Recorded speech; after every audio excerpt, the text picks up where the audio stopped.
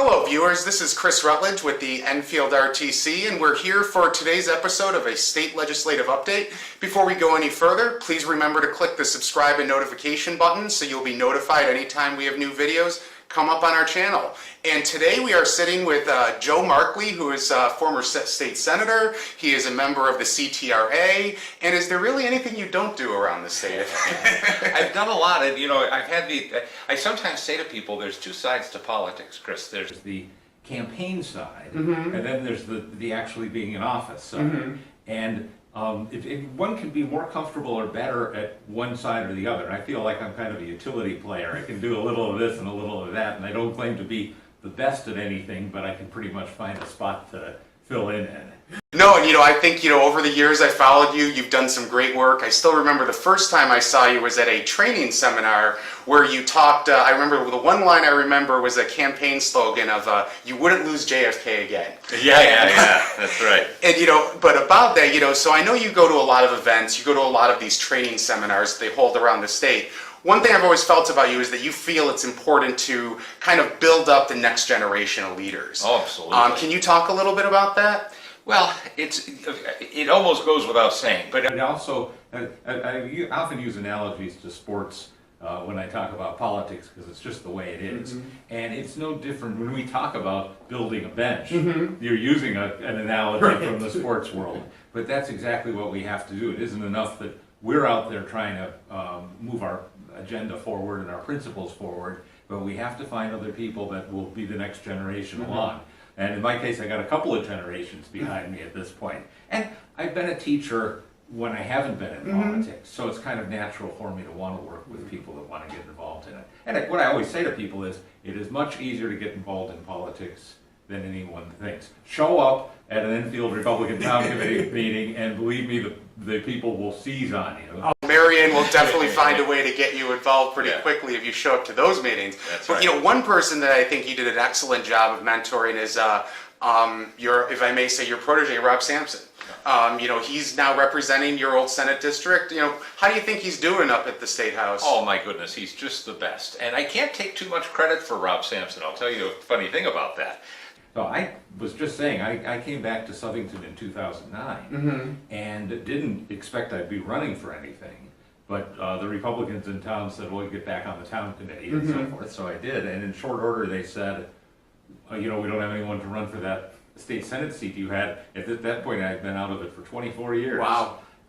So with a little bit of trepidation, I took that plunge. And one of the best pieces of fortune I've ever had in my life is that Rob Samson, on his own power, had started to run for the state rep seat. So we didn't know each other when we began campaigning, but I could searched the state of Connecticut and not found somebody that I was more suitably matched with than Rob. And I mean, not only do we agree politically, but we're truly good friends.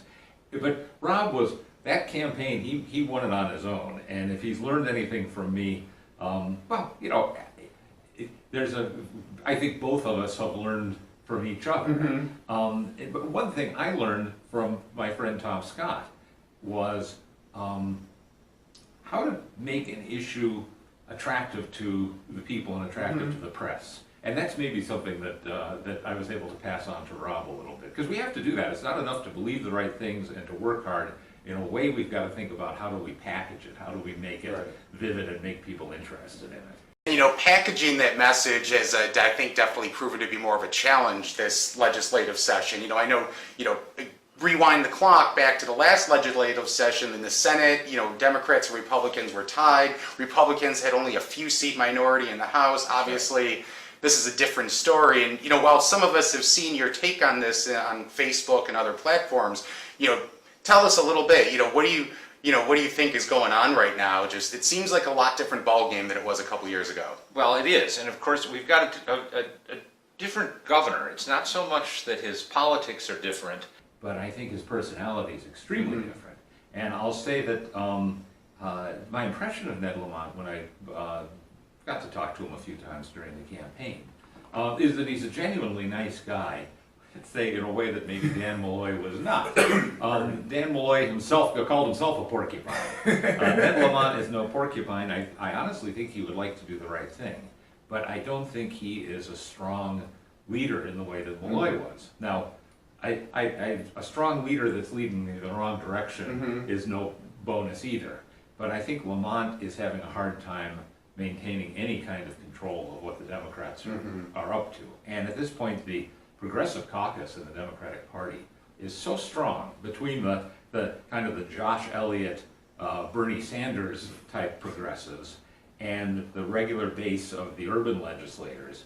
You've got, I think, a majority of the legislative Democrats who are really well to the left, further left than I think Lamont feels it's wise to go. But I don't think he's got the nature to make people toe the line. And the result of that is, I think at this point the Democrats themselves have no idea where they're headed. How do they get a majority for a budget? How do they get a majority for tolls, for a lot of things? In my opinion, the Republicans' job at this point is not to bail them out by jumping into that and saying, well, we can make a deal to make this a little better than it would be otherwise. Our job is to be an alternative so that when we go back next year for state elections, we can say, if you like what's going on, it's the Democrats. If you want a change and a real change, vote Republican. And there's a kind of a fundamental strategic question involved in this, which is, do Republicans, the accusation always is, oh, you're the party of no, all you're saying is no to things. I think no is a perfectly good answer sometimes. But the alternative is people who say, no, we've got to show that we can govern by compromising and being part of a legislative majority with the Democrats. I think that muddies the issue. I think what we need to do is win, and win on our principles so that when the people vote for us, they know what they're going to get, and they get what they want: smaller government, lower taxes, less interference in their personal lives. No, definitely. And, one thing you mentioned there was the policy agendas being pushed by the Progressive Caucus. And, obviously there are going to be differences between Republicans and Democrats on the tolls issue, on the taxation issue.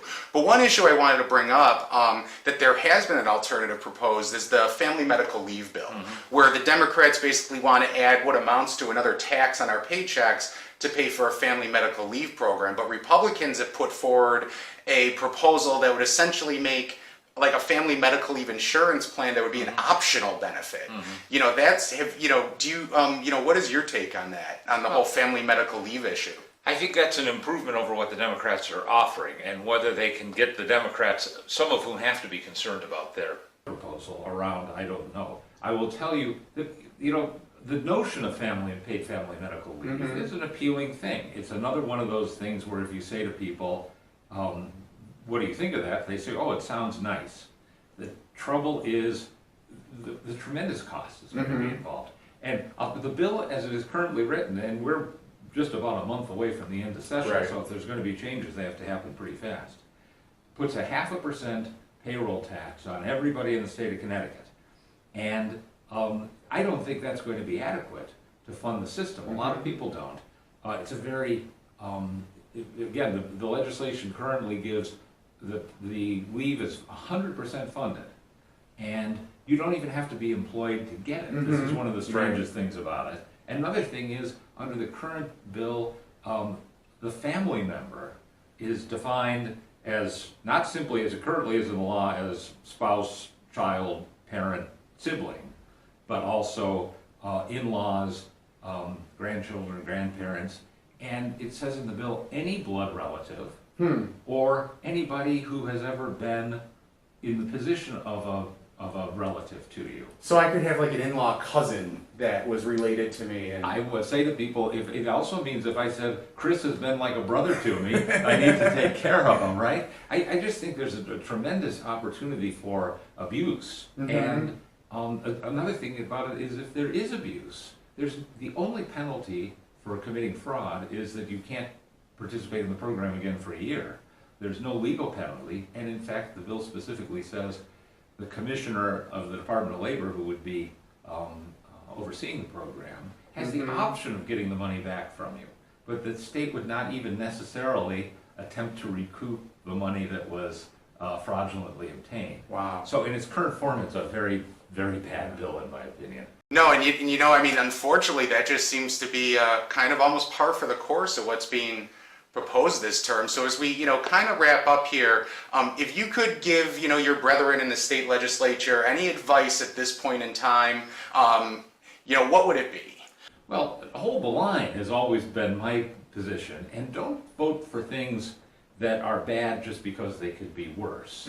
I'd also say be wary of the phenomena of under the dome, which is especially as you get towards the end of session, you're spending a great deal of time actually in that building with the other legislators, with the lobbyists, with the reporters, with the staff.